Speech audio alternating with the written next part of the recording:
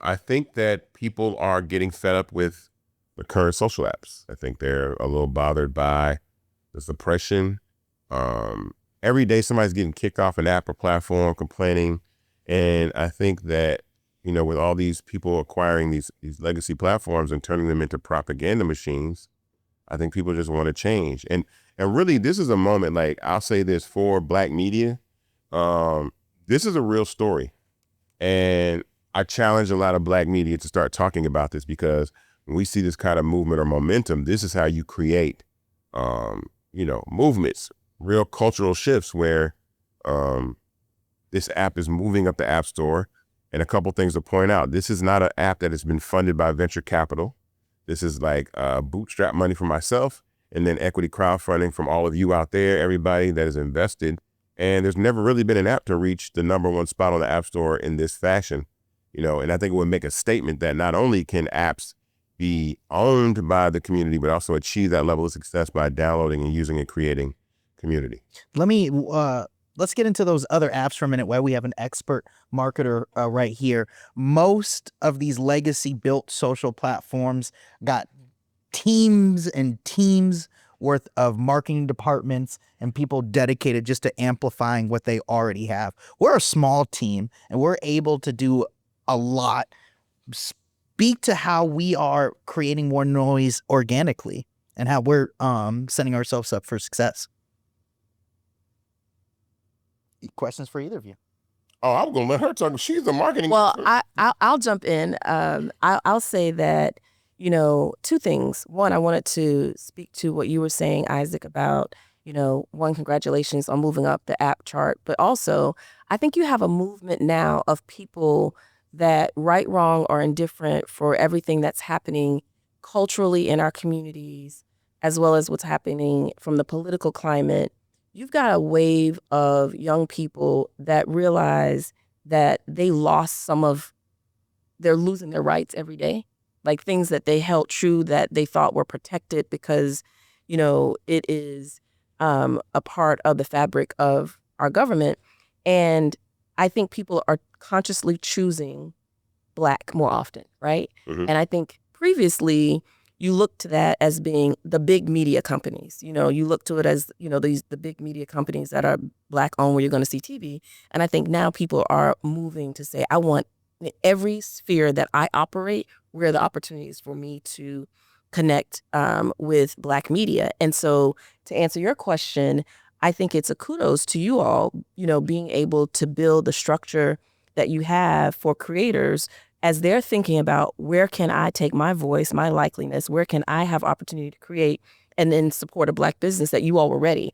You were ready for that opportunity and making it easy to say, I can leave, your key competitors. I can leave TikTok. I can leave Instagram. I can leave Facebook because I have someplace besides Patreon that I can actually create and then also feel good about how I'm investing my time and how I'm building my business. And so, one, I think you've been ready for the opportunity, but then two, I also think that, this is a masterclass in entrepreneurship, right? So speaking of, the different places that I've worked with where you have your owned media, and there are massive teams that support, and the fact that you all have created in a space your own media channel with less people resources, but been able to figure out how to grow, how to amplify, and actually give back, and making sure that crowdsourcing is actually doing something for your community. So, I'd love to ask you,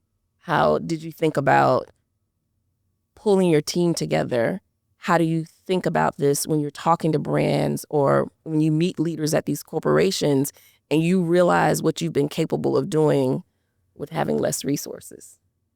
Well, I think it definitely prepares us in a way to think differently about how they see their brand. Because for me, I think that less is more. I have conversations with people in marketing. Like, I know you're marketing, and they be like, yeah, we spent, $100,000 on this activation to get 250 people to show up. And I'm like, what? You're like, yeah. Like, it's like, Wait, tell them to call us because we can get thousands of people. If y'all got that kind of It's money, been less than half of that. yeah, like what are y'all talking about? Send y'all better send this money over. We got to do these brand audio rooms.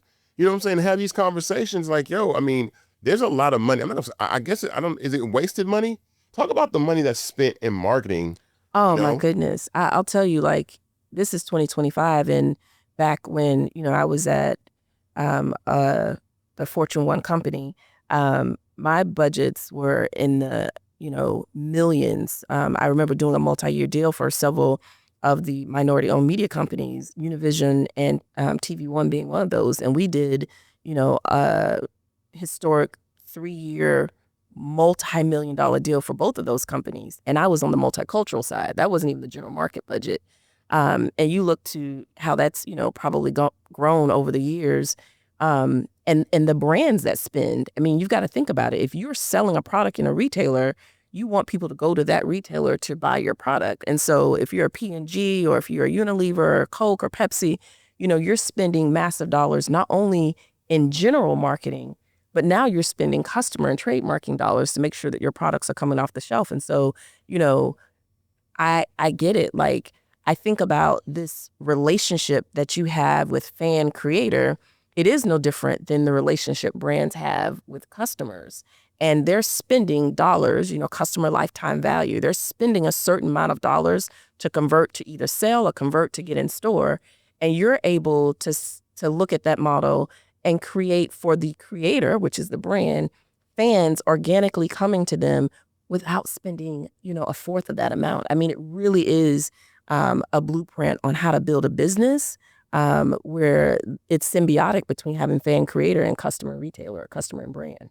I think that speaks to the actual product though too. I talk about this all the time that I feel like Fanbase as a product speaks for itself better than I can, in the sense that saying that most people probably expect from what we've done to come and see like some black guy from the music industry build a tech startup, and it probably functioned like a calculator, and it's smoke and doesn't work. It doesn't have any, it's nowhere near what it can be. But surprisingly enough, when people join the app, they're like, this is pretty close to what these $100 billion companies have. Yeah. And you raised a good amount of money. We raised $23 million in total in 4 rounds. But imagine what we would do with 230 million.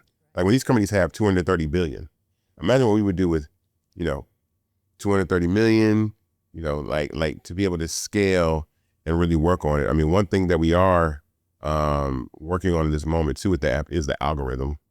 We have a recommendation engine that's launching probably in the next 7 days. So all the new users out there, hold tight, because we are working on a brand new recommendation engine for the platform. It's something we're trying to meet the moment just this year regardless. But now with all this virality and stuff that's going on, we're definitely trying to work on that.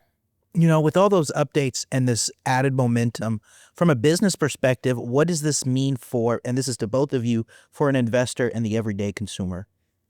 Oh, I was like, man, click on that link or that QR code. If you see this QR code on this episode, scan it.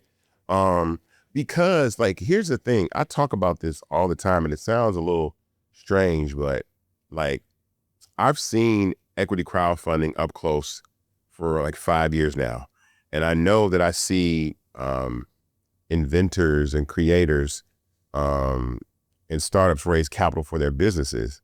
But what I think is unique about Fanbase is it's one of the very few products or businesses that I think the actual investor can directly affect the value of immediately, like immediate value. Like if I'm raising money, like I said, if I'm raising money to start a soft drink company or build a jet engine, I can't really affect how that works. But everybody that invests, like if you invest and then tell your friends to download the app and create accounts, and this whole, flywheel of growth and investing happens, you're owning part of a company that you're actually creating and giving value to. It's really, really unique to be able to do that. It's not really something that you can directly affect the value with other companies. So I think that speaks to what I would say. I would tell investors, look at what we've been doing, and then look at the market opportunity. Look how unsatisfied people are with these apps, and then no one's really trying to step up and say, all right, it's time for the next era where we're not suppressing, we're not doing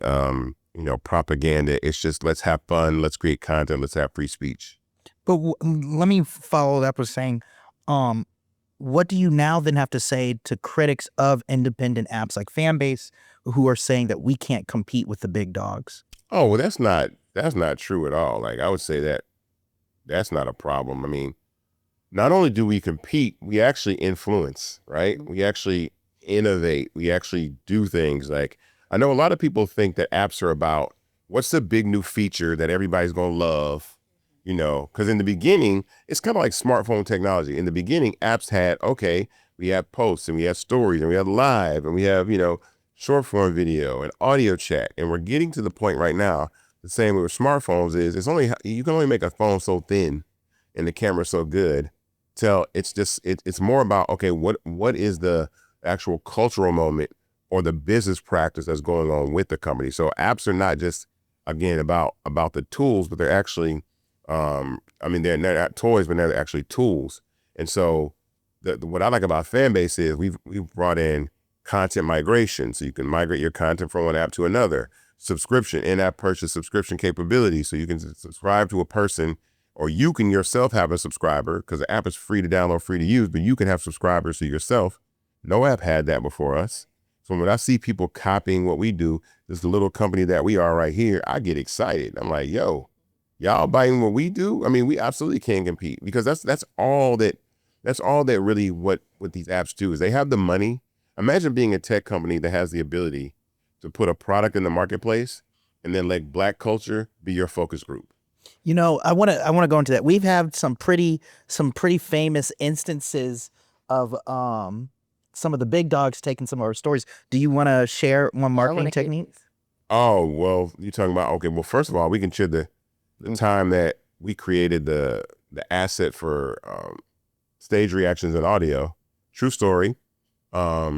Noah suggested that we use this song called Express Yourself by Charles Wright from 1970 to promote our new functionality about a year and a half ago for stage reactions and audio. I then myself said, the song sounds a little old. Let me go find something that's a little more hip. So I found this remix album from 2005 that had a hipper version of Express Yourself. We gave that to Andy, who's behind the camera right now. Andy created this cool piece of content. And then from that, we posted it and we shared it in March. It was cool. In April, and we shared it on all our socials. In April, there was a video on Mark Zuckerberg's page using the exact same song. And I'm like, what are the odds of Noah picking that song, then me finding a remix album from 2005, using that record to promote our new feature on the platform, and then a month later, that same song winds up on Zuckerberg's page. It lets me know that they're watching. And that gives me, you got a $1.9 trillion company and y'all are watching what we do. I think it gives us more than enough confidence to know that we could compete. On a marketing, I have to ask, leading a marketing team yourself, how often were you looking at your competitors? Oh, you look at the competition at all times. I mean, that is your North Star. I mean, speaking from a retail experience, every time you open a new store, you're either opening the new store because of the fact that you want to compete with who's down the street, or you're filling a gap, or every time you're going into a new market, you're trying to see the proximity of your competitors. Like, as you look at your customer base, how long would it take them to get to your store versus their store? What else can you provide, right? That's new and different. And in some cases, if you're losing share or people are not coming to your store as often, you're trying to see what is the competition doing so that can you do it and can you do it better? So I definitely agree that, it's the nature of competing, but it's very interesting that it's happening the other way around, right? Where the small companies are being culturally appropriated from the larger companies. So you think we're being watched too, huh? I think that it is. I think that, the short answer to that is yes, of course. But I think that's what people do. Like, they see, who is my competition? Am I still winning? And if I'm not, let me figure out what my competition is doing. And can I go and do that and or do it better? But I say this all the time, like, even when it comes to me, like, you can have the recipe, but I'm still the secret sauce. And that's what you are. That's why I like, okay, take that idea. We got 100 more. We're not worried about that. I got a question for you though.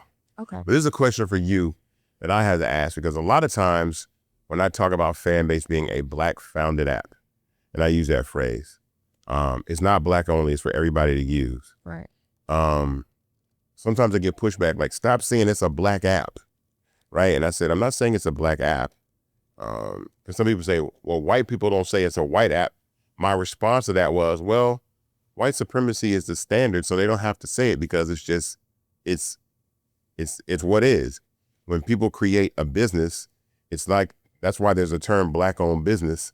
It's like there's no term such as a white-owned business, because all businesses were white-owned because Black people couldn't even own businesses. So for someone like me and dealing with Fanbase, what do you think about Fanbase being called Black-owned but not Black-only?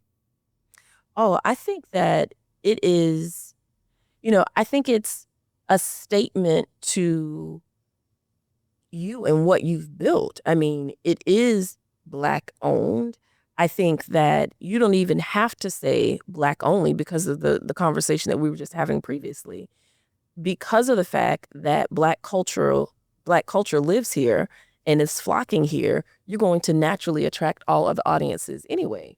Because, I mean, I'm from Orlando, Florida. I love my home, but you and I have had this conversation. Atlanta is the place now where Atlanta influences everything. So not only from the fact of it being Black owned by a Black man, but then also being here in Atlanta, headquartered, that in itself will attract other audiences that want to be able to have access to, be adjacent to, or borrow from Black culture.